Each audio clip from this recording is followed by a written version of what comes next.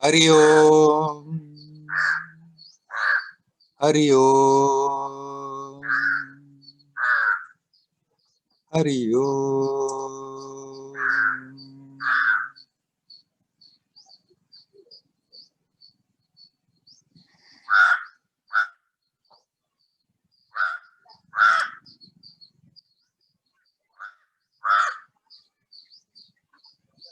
There we are again.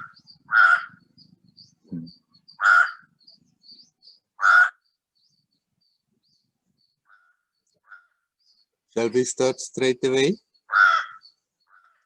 Is there anybody who would like to talk immediately? Please come in. The crow wants to talk. Oh.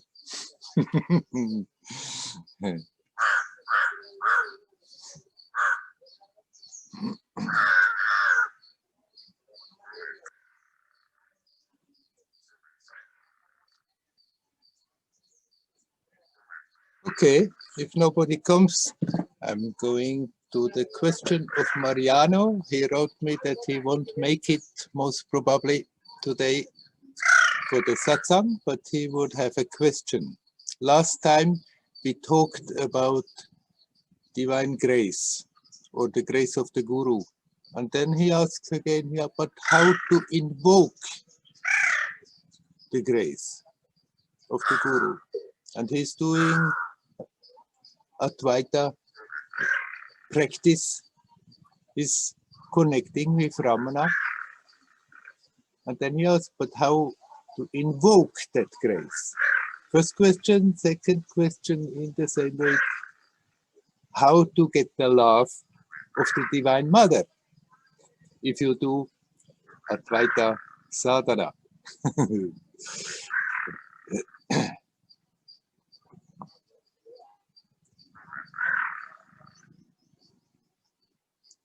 It's not that we have to call Ramana, please give me your grace. You just do his practice, and by that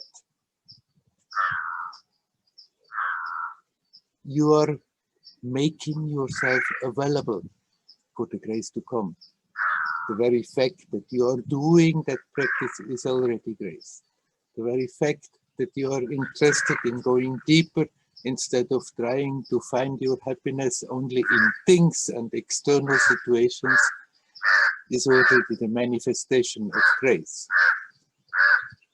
It's not that we have to learn a particular trick and then with that we can somehow convince a guru or God to send the grace.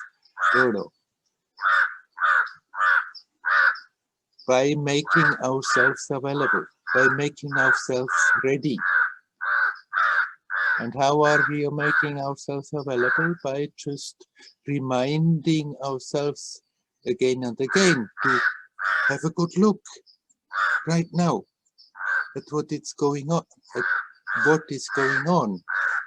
And when we become aware how much the attention is going all over the place, to bring it back to the timelessness of the now and relax.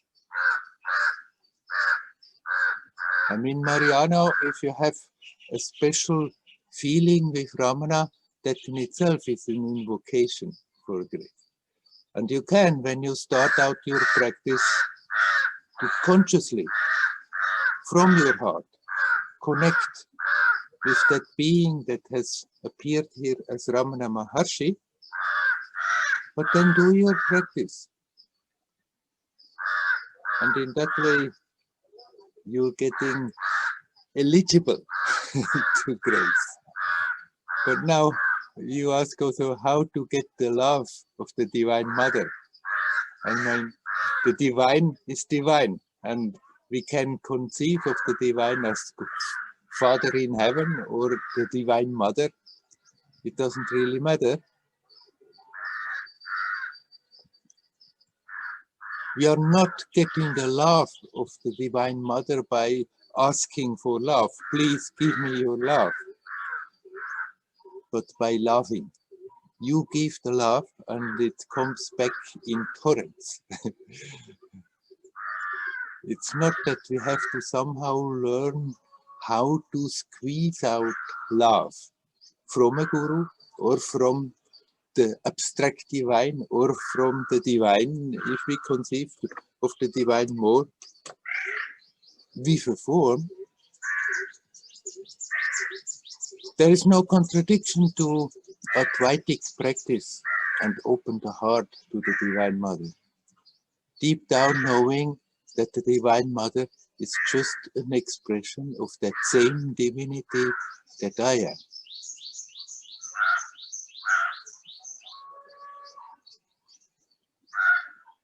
For me, it has always been a combination, especially after coming to Amma. That on one hand, opening the heart to God, and especially after coming to Amma, it automatically became the Divine Mother. And still I kept on with my Advaitic practice. It does not in any way contradict itself, that does not in any way interfere.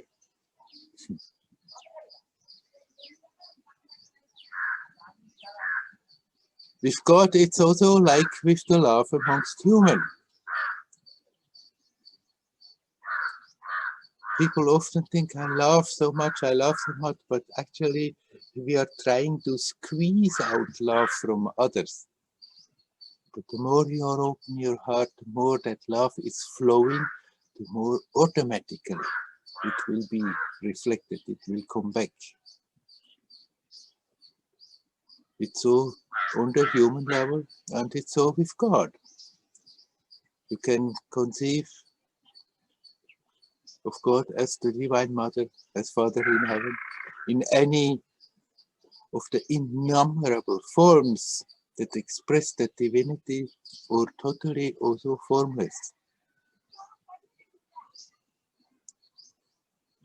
And the love is expressing itself mainly by being sincere about our redirecting the attention back to that source, to that divinity, as much as we can. Spend some time every day where you're doing nothing else, where you're practicing, and then in your daily life, when you are in the family, when you are doing your job, when you are with people, when you are hanging out, having a good time, remind yourself to connect again and again and again. It's not that we are in reality ever disconnected. We can't. There is only that. But in the mind, we're creating all these divisions, and then from our experience, we feel we are disconnected. The attention is somewhere else, and as long as that experience is like that, as long as we are creating that in the mind, somehow we have to make that little effort of reminding ourselves to reconnect, which is not really a reconnection because we never lost that connection, but it's a reconnection in our conscious experience, bringing the attention back to the source.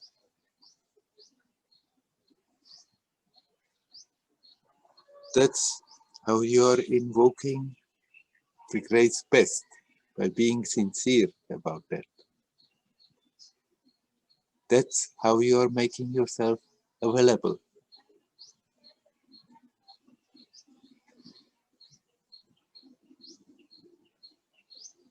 Okay, Marignano, I think. Marignano. I hope your question is answered.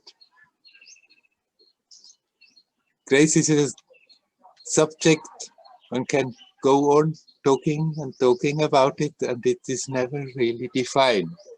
But the feeling for it keeps on becoming more pronounced and clearer as we go along on our way.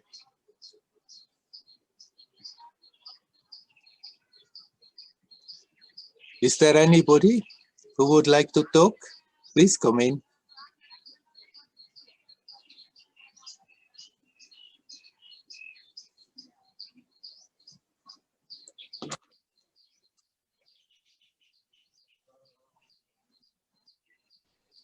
Hello, Lorna.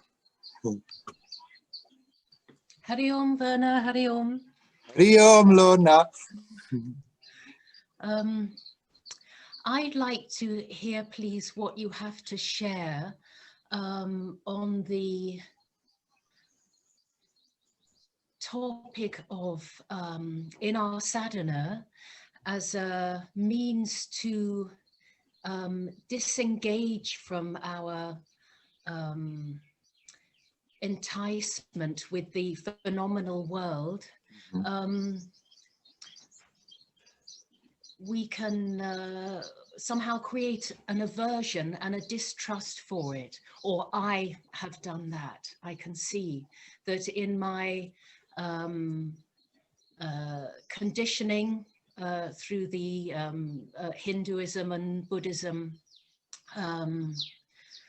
I have a tendency, and perhaps also it's a personality thing, to sort of pull back and to distrust life. Yeah. And I think this is reinforced by some of the teachings there. I am fully able to enter into the manifestation in an unconscious way, of course. Yeah. But in moments of awareness, I can pull back. And I can feel that's painful, but I don't have that trust to come into it. Yeah, okay. Right. Okay. Right. Of course, you're right. There are many teachers who talk in such a way that one can think, oh, it's really terrible, terrible, terrible, the manifestation. Somebody is writing something here. Anyhow, you can hear me well, huh? Yes, I can hear you very well. Yeah, yes. yeah. Often the teaching is in such a way that you can understand that from that, oh, this world is bad, bad, all the manifestation is bad, bad, and we just have to somehow try to get the hell out of it. Actually, that's not what is meant by that kind of teaching. That it's simply, teachers sometimes use very strong language to try to shake up a bit the attachment that the students have. Because even if we know things are not going to be fulfilling, even when we know that we cannot really get satisfaction running after sense perception, running after trying to make ourselves happier and happier by doing so many things like getting more money and getting more comfort and getting more things, still the attachment is there. And so sometimes teachers talk very rude about that, how terrible that is. And putting like it's the ideal that you become a sannyasi who has nothing anymore and just live the life of an ascetic. But actually that is not at all necessary. The more you, when you withdraw in your practice, you connect with your own essence, then in a way you can, the more you can also let unfold that awareness that after all, everything manifest is also the manifestation of that same essence. If we look at the manifestation not as something separate from me, I am in this body separate from the whole rest of existence, but this body is an aspect, but everything else is an aspect, then you don't feel like estranging yourself from manifestation without getting into the trap that I need this, I need that, I need so many things in order to be happy. Be aware that you are the source of your own happiness. It's not coming from somewhere.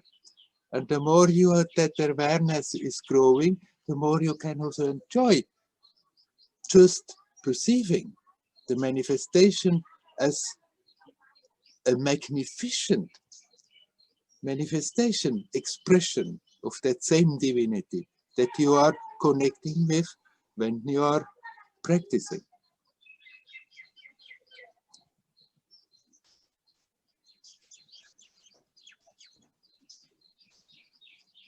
For me, for a long time, that feeling was there. And not when I was for my long period in the cave, but more before. That, this world, this terrible world, it's so bad, samsara, don't want to have anything to do with it. But then that was all mental categories, spiritual, unspiritual, pure, impure, what is right, what is wrong. And then at a certain point, I became aware this is all the play of that same divinity. But at the same time also being aware you don't have to run after manifestation in order to get fulfilled, in order to feel that fulfillment. As long as that illusion is there, sometimes it's good to remind oneself, hey, it's not, this world is not going to bring that. But the more you become aware, you are in touch with that divine essence all the time. And you learn to tune into that and become more aware that all the happiness, all the sense of fulfillment comes out of that, the less you have to be afraid of the world. And then you simply do whatever comes along on your way. Sometimes you are more busy, sometimes less busy. Sometimes you may live in more luxury and sometimes in less luxury. After that feeling dawned to me, after that I came here for 2.5 years, doing again a lot of things that I didn't do before, and it felt, it's right, I can do these things, but I don't need to do these things. And after that, I went and sat for another 7 years in the cave, not to escape from the world, but simply because it felt right for me to do so. But felt, even when I was in my little room, felt totally connected. And the more you develop that sense of being connected, the less you have to be afraid of it. And then you just can situations, let them come as they come. And what is equally important and what many people have difficulties with, let them go as they go. not clinging to the situation because we think we can squeeze out some more happiness from that.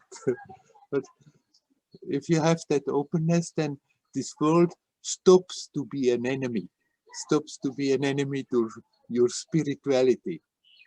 And sometimes it's very useful to withdraw and fully concentrate as good as one can only on the essence, and then you open your senses again and be active and still remain connected with that divinity and see it all as the play. As I like to say, the play of the Divine Mother.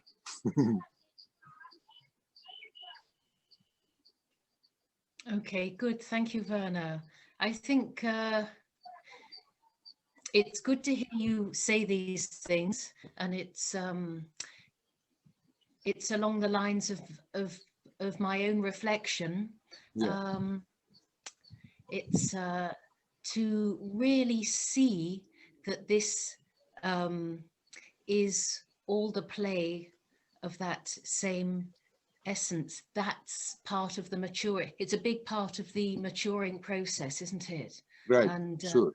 Yeah. And I guess it's noticing those blocks. They seem bigger, but also I think I'm attracted to a certain tack in the spiritual teachings because it reflects my own personality. I think that's how we all come into it. Right. So I'm also dealing with something in myself which is withholding, and how I've been able to ride in the teachings, and that's actually helped me because I can easily withdraw. Yeah. So, but yeah, it's been helpful. Thank you, Werner. And I'm going to think about that and reflect on it, and I'll take the risk. Yes, by all means. You can't lose anything, really.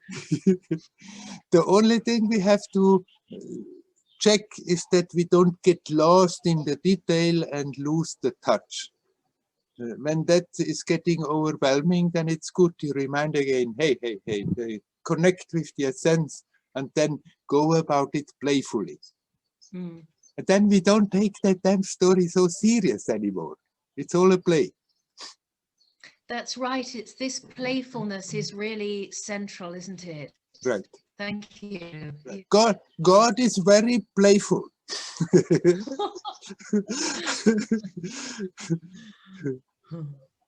Okay, thank you, Werner, so much. Hari You're Om. right. Hari Om. Hari Om. Hari Om.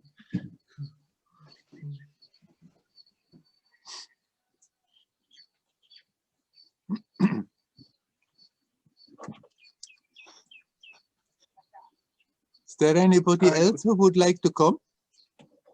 Hi, good morning, Werner. It's Udi. Hello, Udi. And, I want to express something and ask you. Till time ago, I would used to answer to those who were asking me what I'm looking for. I use the word happiness, but always my trial to express this happiness was very, very change. Every time it was change, Yeah. and it was not stable. Lately, I'm trying to use the word harmony instead of that, because to my feeling it express some sense in my body and my mind that can accept everything, those things that we used to call them happy things, and even those things that are not so happy, but I can accept them in very quiet position. Can you speak about this sense of harmony if you have something to tell me about that? Right. I mean, it's just how you interpreting the word happiness, and in the context of as it is usually used. So happiness means that we have a good time, that things go our way. And so happiness is somehow very limited to, and that's why you feel, but there must be more. There must be some other thing, because there is the happiness and then there is the unhappiness. But naturally, in your nature, there is a joyousness. And whenever we have created circumstances that we are happy, then that inner natural joyousness comes to the surface. So to want to be happy is perfectly valid, but it's good to know that we don't have to look out and always make so much effort to bend the circumstances to our liking. And if you feel more comfortable to call it harmony now, that's perfectly fine, because there is an existing harmony. It's not that we have to create that harmony.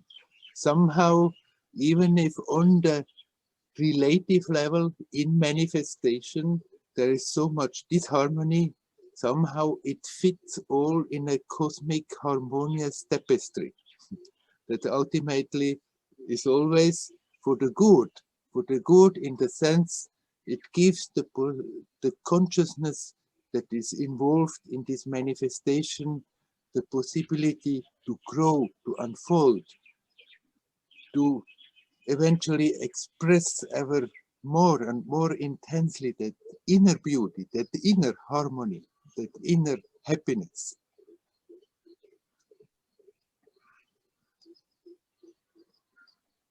To find harmony in your experience is that you somehow learn to align your inner harmony with the circumstances. And how do we do that? We do that by not most of the time resisting against the fact of what is happening. That doesn't mean we should now try to artificially label every situation. Oh, this is so good. There are situations they are not so good, and we are well instructed to try to somehow contribute that they can change to the better. But they are not disconnected from that cosmic harmony. We can also learn to accept negative situations instead of resisting, instead of when they come immediately putting all the blocks, all the breakers and think it shouldn't be like this, it shouldn't be like this, and fall into the trap on pitting ourselves and pitting others that they have to experience that. Just by accepting things the way they come, and then still we can creatively deal with them and bring a positive, constructive, a joyous aspect into it, that it can change to a more beautiful state. There's nothing wrong with that. Acceptance doesn't mean passivity. It doesn't mean that we become passive. It doesn't mean that we become weak and let everybody walk down on you. No, it simply means that we not always block as soon as situations come that we are not so to our appetite, that immediately we put all the block and say, no, no, no, it shouldn't, but okay, accept, and then deal with it. And then you become more and more aware that that harmony is always existing. You in yourself are naturally in a harmonious, joyous state. And the more you can accept the fact of your experience as it comes, the more you feel that harmony also in manifestation, that you are harmonious, a harmonious aspect in this manifestation, and you just can joyously and again playfully live your life. Sometimes you meet nice circumstances and it's easy to accept, less easy to let them go when they go. And that is the other side of the same coin. We accept things as they come and let them go as they go. If we don't always put the blocks there, then we become aware that harmony is already there.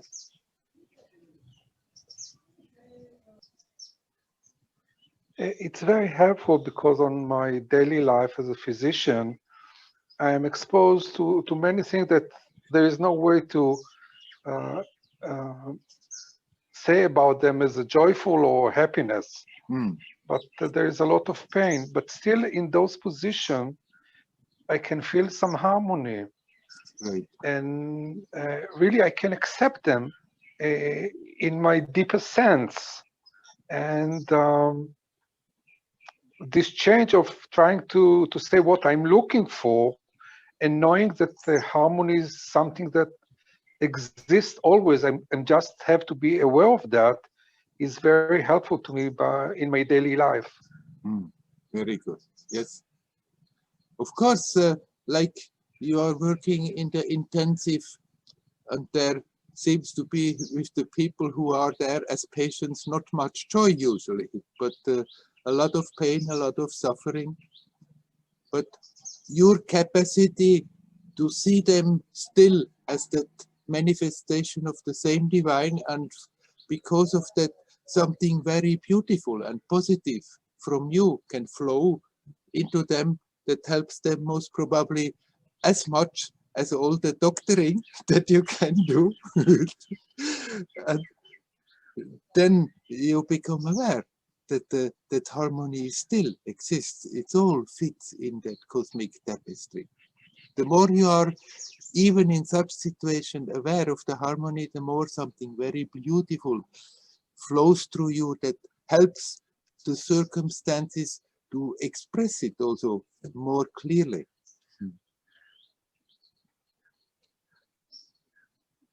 Yeah, thank you very much for that. And I will ask another question if it's possible.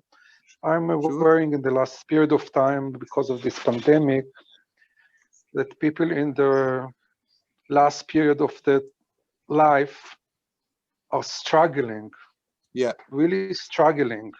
yeah, And it's create for me a lot of pain seeing this sense of struggling. yeah. Can you say something about that? You see them struggle, and in a way the feeling is that they should have a peaceful end of their life and gently, peacefully go away to another world. Right. Why is it that so many people at the end actually have to deal with a lot of difficulties, a lot of physical pain, a lot of not pleasant experiences?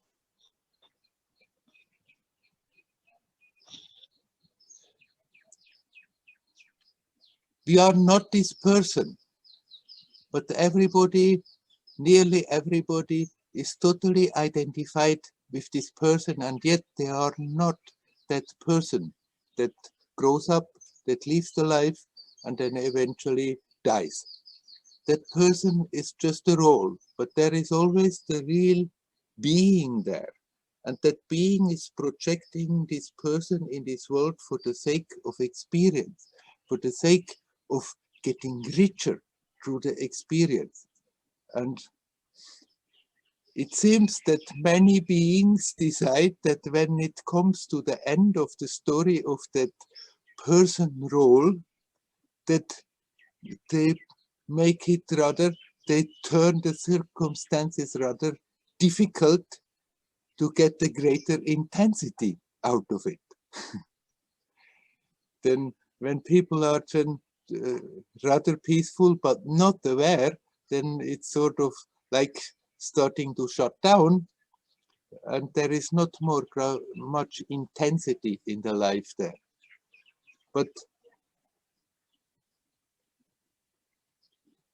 it seems that many beings think, okay, it's soon over, that the being that seems to suffer is suffering because of the identification, but it's soon over, and don't mind to push them into situations where it creates an intensity, even if it's not a joyous intensity, because it's enriching that being that is projecting in this world tremendously. And so making the best even out of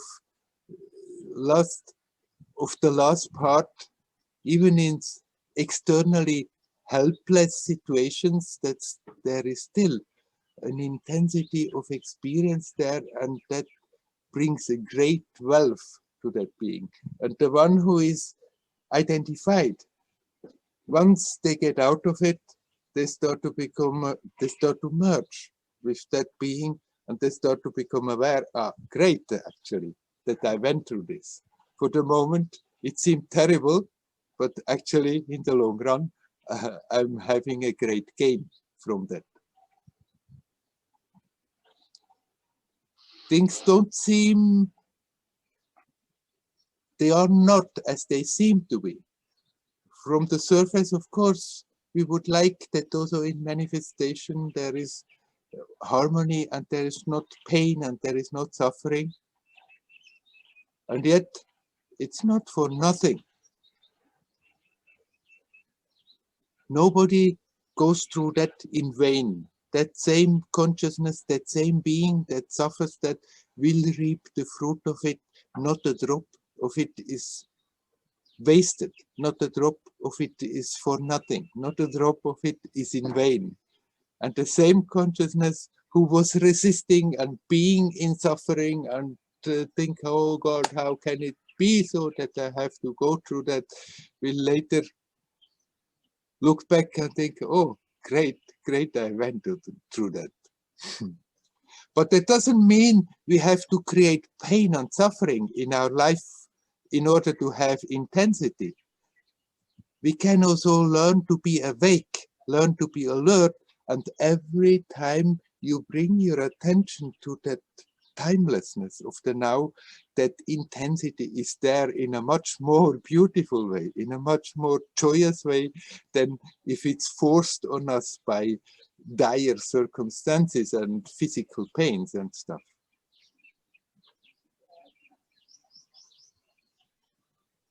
Thank you, it's very helpful. You can be helpful to people who struggle, who are in pain, but you don't need to waste your energy pitying them. They accumulating something very beautiful, and after that they will reap the fruit of it. We can be nice to them, we can be helpful and make it as smooth as possible, but we don't have to feel bad about what is happening.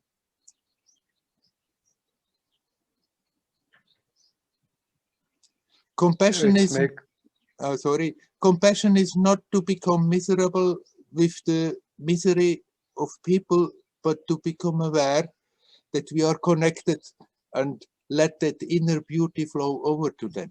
That is the greatest compassion.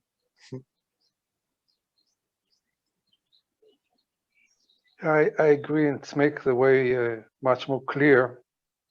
And the major task is to keep it in our mind on a basic, on a very constant place, or constant awareness even during hard period or hard events. Right. Of course, it will happen again and again that we forget for moments that we are completely absorbed in the situation, and out of all habit, the old type of resisting and feeling bad about it will come. But then when you become aware, then you can reconnect again and let it go instead of holding on to. Thank you very much. You're very welcome.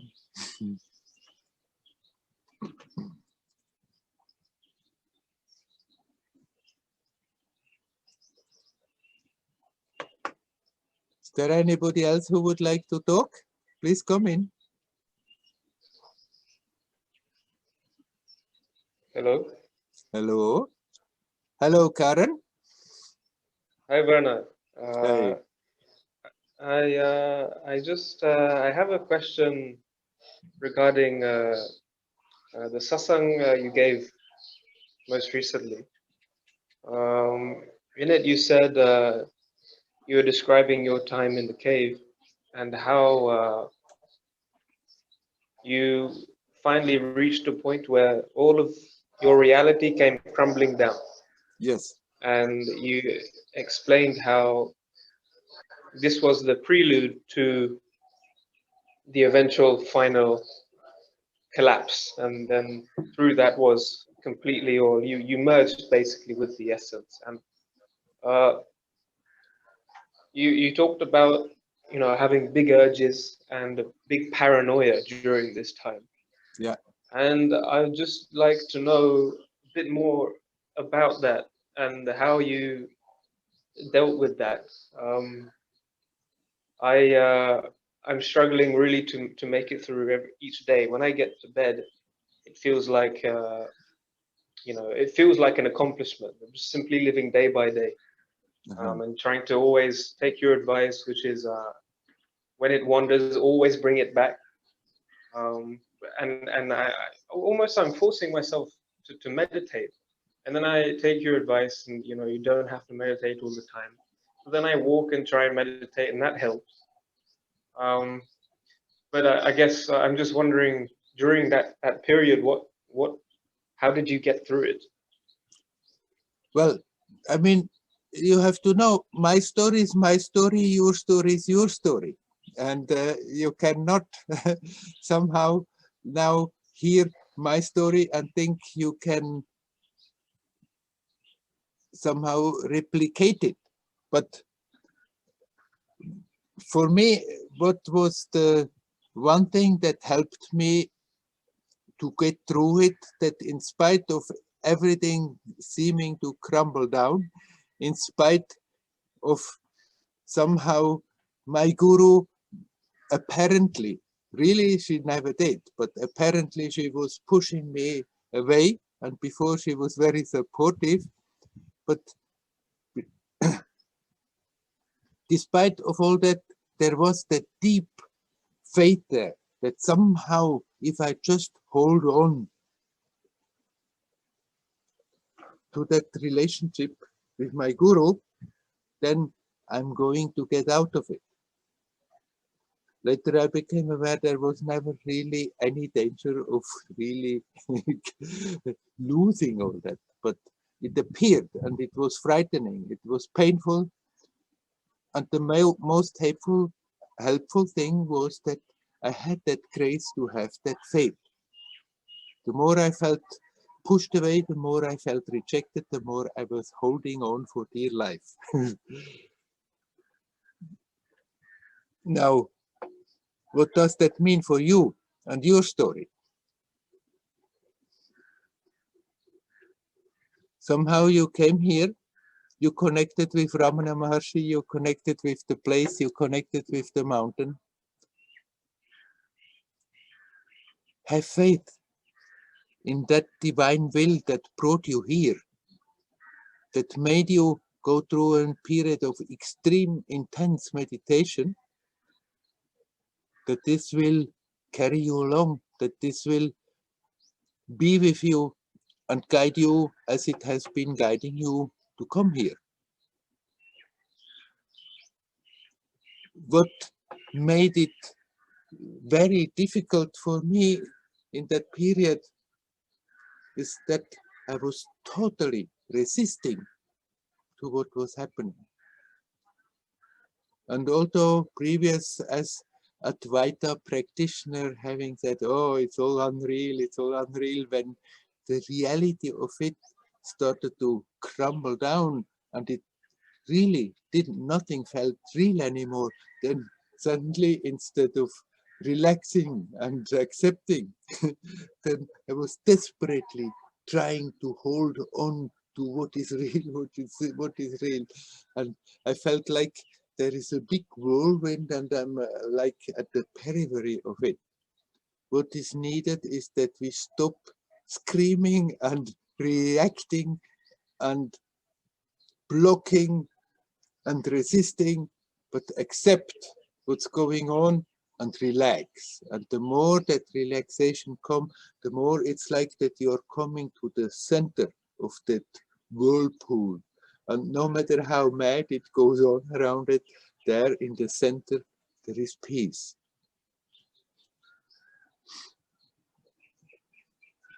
Remember to relax, relax. When you sit and meditate, when you walk around the mountain, when you meet people, when you talk to people, when strange ideas come to your head, when you are not more so sure what is real, what is unreal, remember to relax. You can continue your inquiry. Who is experiencing it? I would recommend that also you are aware of the breath. You breathe consciously and relax. Breathe consciously and relax. That helps you, that as long as we are having the feeling that we are falling apart and we can't deal with the world anymore, we can't deal with our crazy mind anymore, we can't deal with the whole experience anymore. The more we're resisting and the more we're struggling to somehow find control and be on top of it, the worse it gets, the more it feels like you're really at the periphery of a whirlpool and being just banged around helplessly. the more you stop doing that and let go and relax, the more it's your attention comes to the center, and in the center of it, there is simply silence, there is peace. You're aware of all the whirling that is going on around, and yet there is that aspect in you that is absolutely not affected by any of this. Not what is going on so-called externally, nor so-called internally, in the material world or on the mental level. So don't try to be in control. Just go from day to day. Continue your meditation, walk around the mountain and do whatever you're doing. Continue your inquiry, but connect it also with the breath. It helps to be in the present. It helps to relax. So inquire and breathe and relax.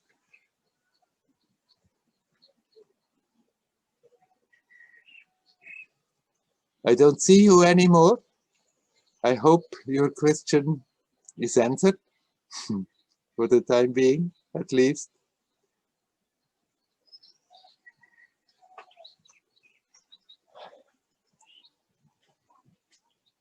Is there anybody else who would like to come in? Please come in.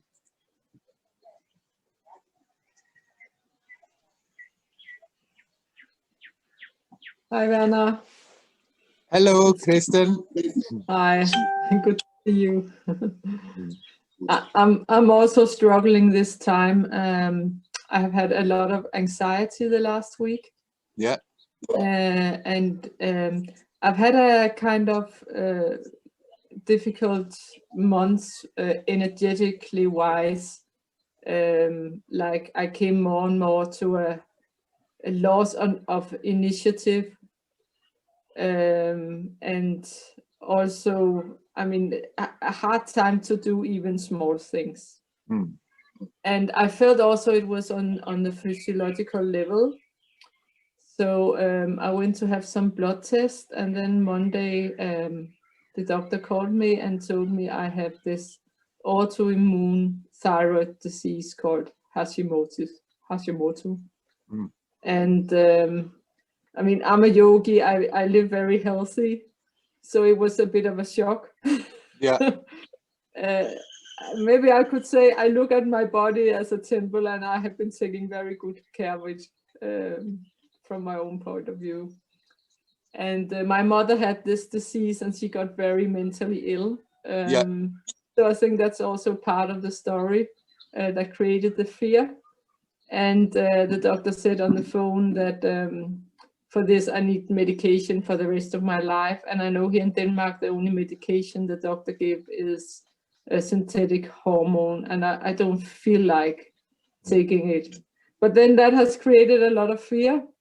Now I have an appointment with an anthroposophic doctor on Tuesday, because everything is still locked down. So the only thing that's open is the doctors, because they can, but all therapists, they cannot. Yeah. I don't know this woman, but somehow I feel confident. But this anxiety, and I mean, I've been talking about fear with you many times. Yes. It's a big subject for me, especially I feel it's growing, and it's like as maybe my life gets more and more quiet and I have less and less distraction, more and more fear is coming to the surface. And this week has been, I mean, in the beginning I was almost paralyzed in the morning, and then I mean, I try to with the method, I do some breathing. Sometimes in the night I sit up, I do some moving meditation where I make circles, and just to get some sleep sometimes. Yeah. Yeah. So I just felt like sharing my situation with you, and here, I mean, maybe there's something I don't see in this, and maybe there's some advice you could give.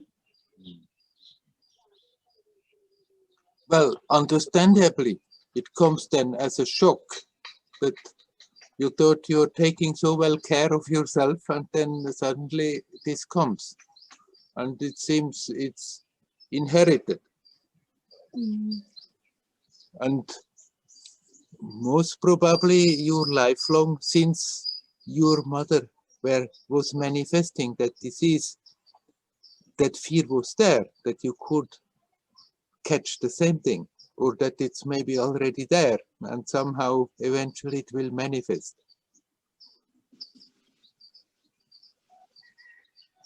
But as you know from how we have been talking about fear, the more we are afraid, the more we are also inviting things.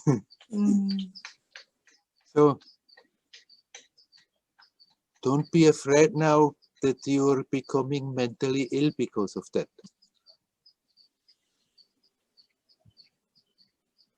If the fear comes of that, then deal with the fear as we have discussed before. Accept the fear, watch what it is doing, see how it is affecting your physical experience, and relax.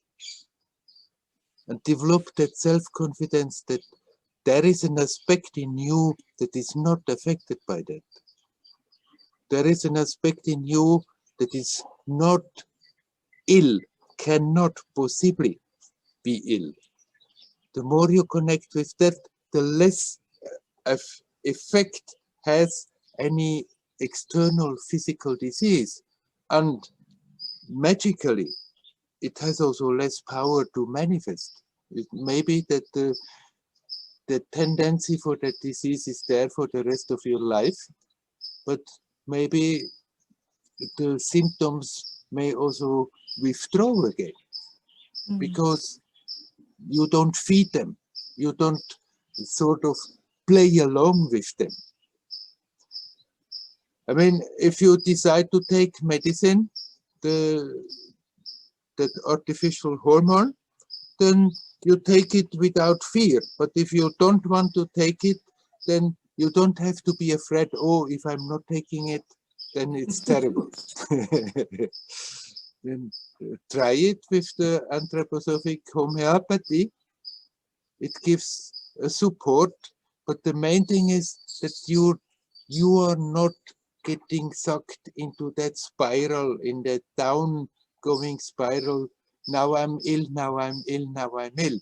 You as a being cannot possibly ever be ill. You cannot be affected by that. And the more you connect with that aspect of you, the less the body will go along with it.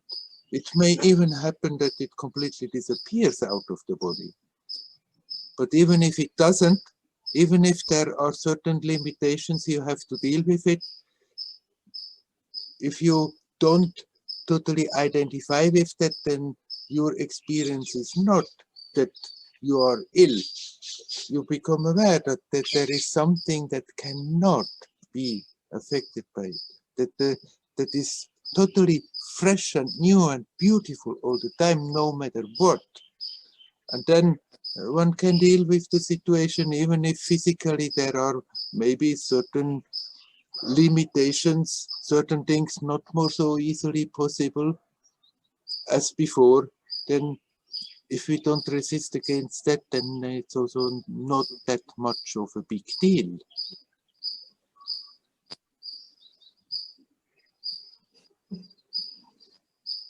This life, this person is just a role that you're playing in this theater of this world. You're not this person. You as a being are totally unaffected by anything that is happening. And the more you bring your attention in that direction, that inner beauty is also flowing out in your manifestation. But if you need physically some support, medical, and you take it, then it's also not a tragedy. Huh? That also is part of the divine manifestation. It's also part of the Divine Mother who is creating medicines, knowledge and medicine. But it's good that you discriminate to take that which you feel is right, not that what others tell you you should take and you feel it's not right, then maybe you shouldn't take it. You can have confidence in your inner intuition, in your inner knowledge about what is good and what is not good for you. Now, most probably because also of the external situation, and then on top of that, this verdict comes that you have that disease, has given you quite a bomb, and that has contributed that you felt so extremely depleted. And that can change again. That even if it may not be that you want to do too much acrobatics and run run many kilometers, but if somehow you get acquainted with the situation and you learn to deal with it, and you are not resisting putting all your attention on the external, but connect with your divine self, then your energy also will come back more, that you feel more energetic and at ease again.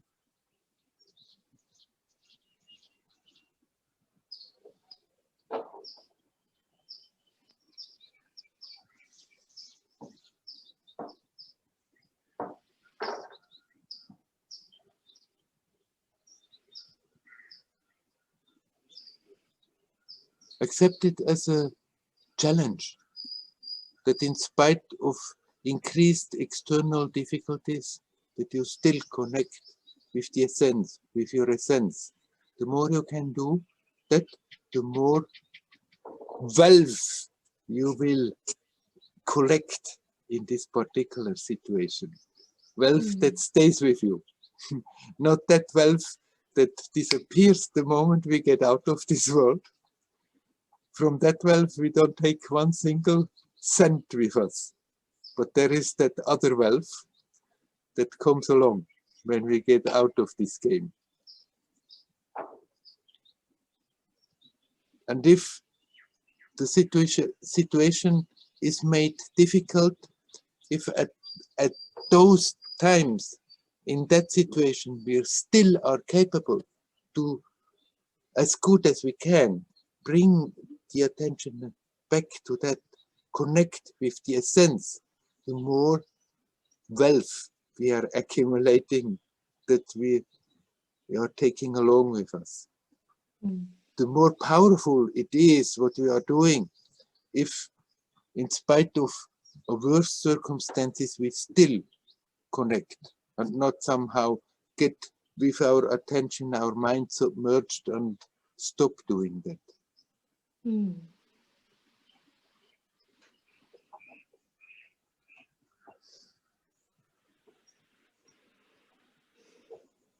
I wish you well, Kristen.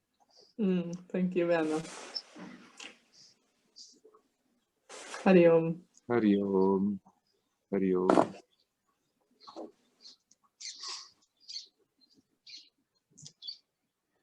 Hello, Mark. I see you are coming in.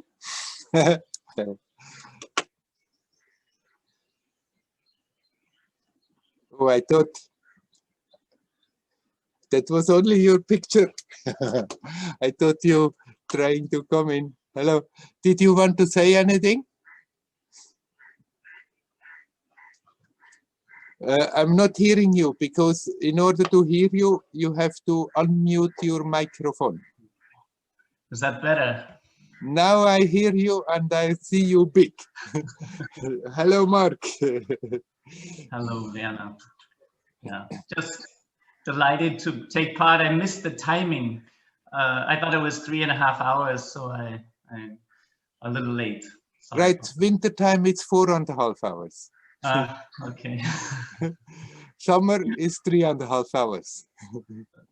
Okay. Yeah, we're winter. We have snow behind me here, so we're quite in winter. Yeah. Right, I can see through your window. It's snowing there. Yeah, exactly. Yes. Well, no, thank you for doing this. I enjoyed the satsang so far. It's happy to take part. You just came across it very recently, and they're the first time with us here, huh? Exactly. Yeah. I saw that. Exactly. Sorry, I didn't want to call you up. I simply saw that something was moving and thought you want to come in. Anyhow, nice to have you with us. We'll see you at the end. I'm asking people to turn off their cameras to take less of information because my connection is often not so good. But at the end, when the satsang is over, I ask everybody who likes to open the camera and go on gallery view. So we see all each other for a moment. Okay. Thank you. Thanks for taking the moment. I appreciate it. You're welcome to be with us. Excellent. Okay.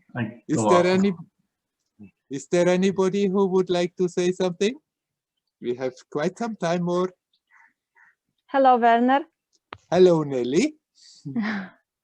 Werner, I want to thank you for your...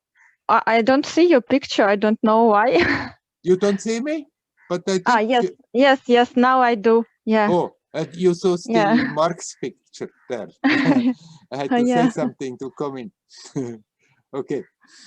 Yeah, Werner, I want to thank you for your easiness and your sense of humor. It helps me very much when I meet some difficult situations. I remember your attitude, so playfulness and joyfulness and your behavior, and it helps me to remember that everything is not so serious like it is, and to don't attach so tight to some don't clutch so much or identify with some difficulties and unclench my fingers. Right. It helps me. Yeah, I remember your attitude so positive and playfulness, and thank you. It makes everything so much easier if we develop that sense of playfulness. Yes. And even if we are overwhelmed and forget about it, then after that to remember and come back to that makes the whole story that much so much easier. If we take everything so serious, it's very heavy all the time. Yeah. Yeah, now I feel I see that it happens more easier with me to let go, to remember what you say and your behavior, and it helps me just to to see that don't catch it so tight, let it go, just it's not so serious, so just a play. Great, good. Yes, continue like that. Thank you, Werner, and I want to ask you one more question. Yeah. I have a question. This is connected with my daughter. Now we have difficulties again because when we come to some important subjects, we have arguments.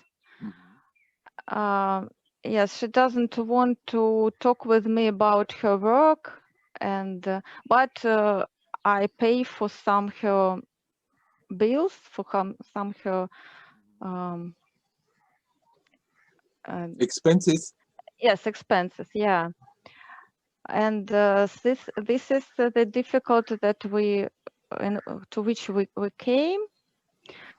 And I feel that I should talk about it, because don't keep silence and and go on paying for all these things. From the other side, I feel sometimes myself a little mercantile when I talk about money and so on, and I want to find this balance in myself to stay with open heart and loving, and from the other side to speak with her about this difficult situation. So maybe you can give me some advice. Right, but of course I'm not going to tell you now do like this or do like that. You have to decide that. You have to decide that you feel deep down you're okay with it. So it's not so much that you have to figure out with your mind what to do and what not to do. Maybe for the time being, I don't know how the situation is there in Russia because of the corona and the whole situation. It may not be so easy for her to make a lot of money, but maybe it's also just because she doesn't want to make money as long as she can get it easier from you. So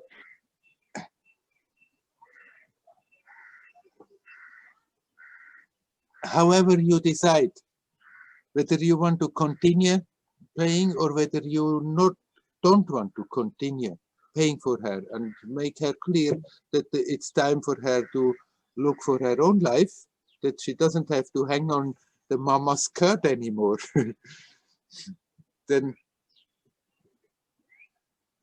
do that which you feel deep down, really in your heart, is the right thing. Think of, okay, I'm continuing doing the same thing, and then really check out how you feel deep down about it. And if there is something it's clearly a resistance and you feel, no, it's not right, then you can gradually put that into practice.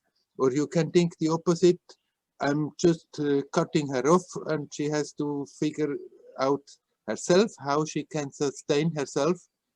And if you feel deep down, really in your heart, this is right, then it's right. But if you feel, no, it's not right, then don't follow that. So I cannot make that decision for you, but if you listen to yourself, not only to the mind and think about it and should I not, should I not, should I this way, should I that way, but if you for the time being decide a certain course of action and you listen in yourself, you feel in yourself, and if there is no response, then gradually it will come with over time that you feel, oh no, okay, it's for the time being what I'm doing is perfectly right. Or you will feel, no, it's time that I'm changing. I may change gradually or abruptly, however the situation comes. The main thing is that you don't feel bad about yourself, what you're doing. Yeah, I see.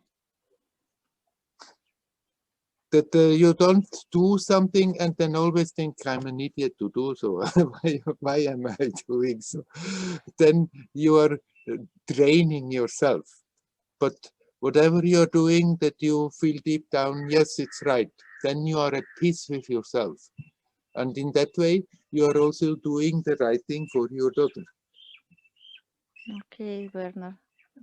Thank you very much. It's very helpful. Good, great. I'm happy to hear. Okay. And don't Okay. forget the playfulness. Yes. Exactly. Thank you Right. very much. Hari Om. Hari Om. Hari Om.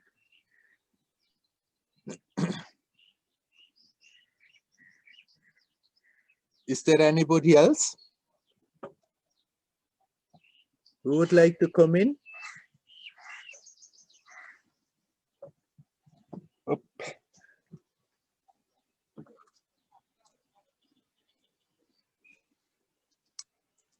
I hope the current is coming back. My battery is soon empty. And just now the current went off when I turned it on.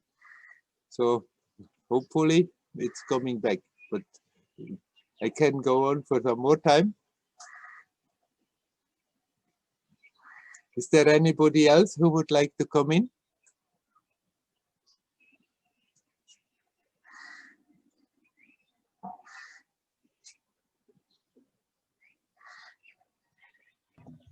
Good morning, Werner.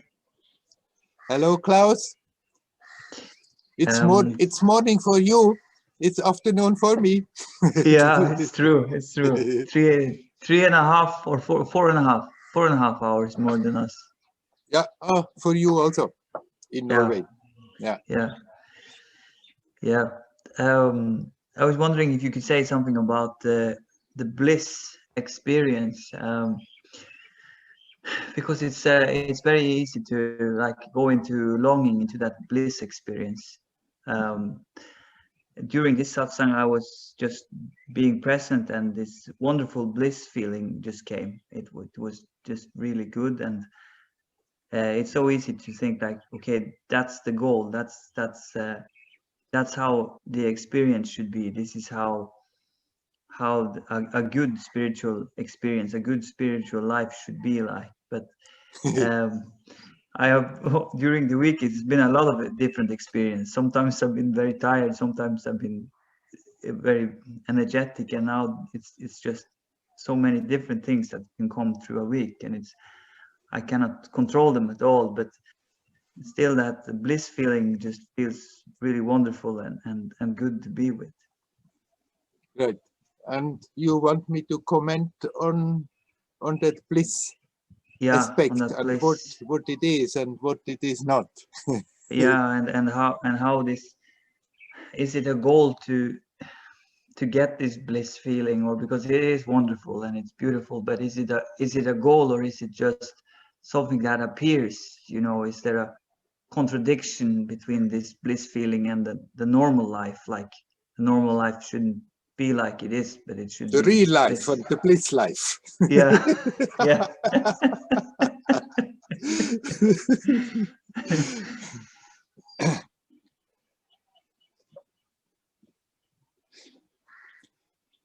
Bliss, if it's ecstatic bliss, then it's an experience that comes, it has a peak, it goes. It's not that something that you should try to hold on to and be always in that ecstasy. And you don't have to try to repeat the experience. It comes by itself and it goes by itself. Mm. But there is something that doesn't come and go. Simply, sometimes you are aware of it and sometimes you are not aware of it. And I would call it, we can call it bliss, but not in the sense of ecstatic experience, but more like a peaceful joyousness. And that is simply there. It's an aspect of the self. It's an aspect of divinity. It's an aspect of reality. And the more we learn to connect with this essence, the more that joyousness also comes to the surface and sometimes manifests as an intense blissful experience, but it's an experience that comes and goes. It's not something that that's it, and I have to somehow find the trick to come to that easier. It's somehow coming and going, these very intense, ecstatic, blissful experiences. But that peaceful joyousness, we can become aware, actually it's always there. We always have, we have not always been aware of it because the attention is so absorbed in the circumstances, but behind that, underneath that, it's still there. And the more we get absorbed and rooted in that, the stronger it becomes.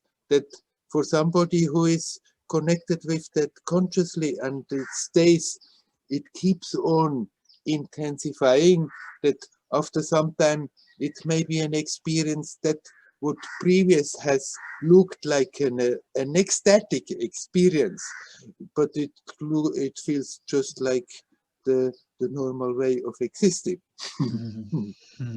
So that, but we don't have to produce that. Just bring the attention back to your silent, joyous self as good as you can and relax in that, get rooted in that. And the deeper that the experience goes, then the more naturally it is simply there. And as the time is passing, it simply unfolds all by itself. We don't have to do something about it. That bliss aspect is an aspect, the peace aspect is an aspect, that sense of completion and fulfillment is an aspect. So we don't have to put the idea completely on, we should now get blissful all the time, become a bliss bunny,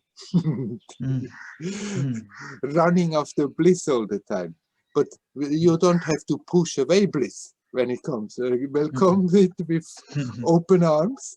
But if it cools down again, then don't fall into the opposite because it goes away. But keep that joyousness that it has been there. And if you stay in that connection, that gentle, peaceful joyousness still will remain. Yeah, it seems almost like a peaceful, neutral principle, which is just there. It's nothing special about it, but it's very natural and very. It's the most natural. Yeah, yeah. Right.